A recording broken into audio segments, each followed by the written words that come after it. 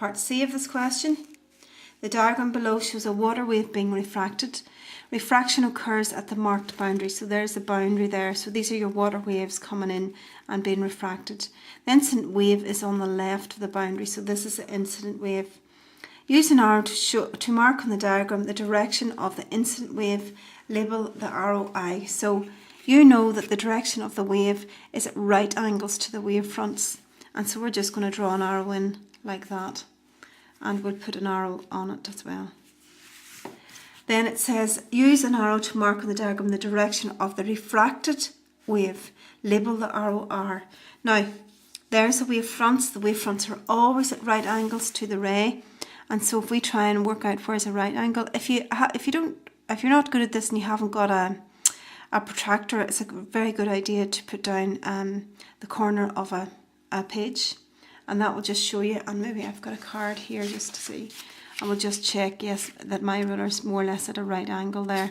So you join it up like that, and that's the refracted ray. So that's your 2 marks. So it says use an arrow. It says use an arrow to mark on the diagram the direction of the incident wave. Label the arrow I. If I didn't mark my arrow I there, I would only get 1 mark. Use an arrow to mark the diagram the direction of the refracted wave. Label this arrow R. And again, if I didn't mark my refracted ray R, I wouldn't get my 2 marks. I would only get 1. Is the angle of incidence of the wave on the left-hand side of the boundary greater than, smaller than, or equal to? Circle your answer below.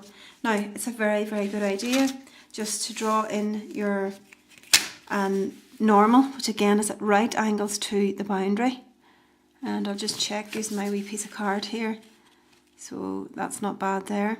And if I draw that in, I can see my angles quite clearly then, if I couldn't remember. So there's my normal. And so there's the angle of incidence there. And the angle of refraction there. So I can see clearly the refracted angle is much smaller than the incident angle. So it says, is the angle of incidence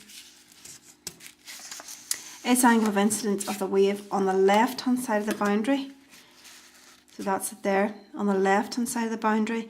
Is it greater than, smaller than, or equal to the angle of refraction on the right? And of course you can see there that it is greater than. And so we're going to circle the greater than.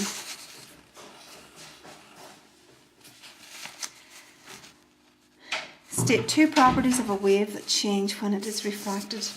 Now if I just remind you, if I write down V is equal to lambda F, hopefully that will just remind you that V changes, so, and a wave is refracted because its speed changes. The wavelength also decreases, and if we have a look at the diagram there, you can see a refracted set of wavefronts, and you can see that the wavelength here is much smaller than here. And so therefore our 2 things that change are the speed of the wave and the wavelength. The frequency doesn't change because the frequency depends on whatever made the wave over here in the first place. And that's not going to change just because the wave has moved from shallow to deep water, or from from air into glass or something like that. This is water waves. So that isn't going to change. So the frequency of the wave when it's refracted stays the same. I'll just write that beside it. And we can see in our diagram up there, wavelength has gone down, and therefore so has the speed of the wave has gone down. And the next question then asks you, what property of the wave does not change when it's refracted? So our answer is just above there, and the answer is frequency.